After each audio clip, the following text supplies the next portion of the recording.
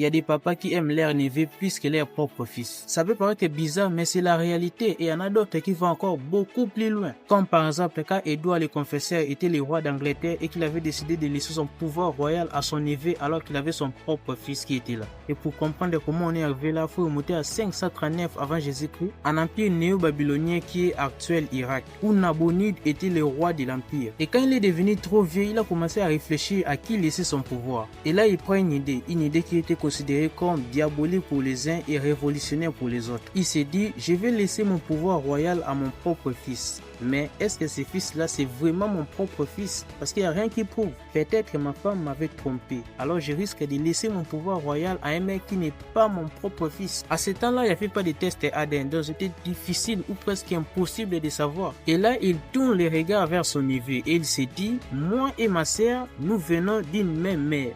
Donc, le fils de ma sœur a aussi mon sang. Et après avoir eu la conclusion, il va annoncer à son peuple qu'au moment venu, c'est son neveu qui va lui succéder. Et son neveu s'appelait Belshazzar. Et depuis ce jour-là, certains papas ont commencé à regarder bizarrement leur propre fils. Et là, jusqu'aujourd'hui, alors que maintenant on peut vérifier, bref, vous savez maintenant comment ça a commencé.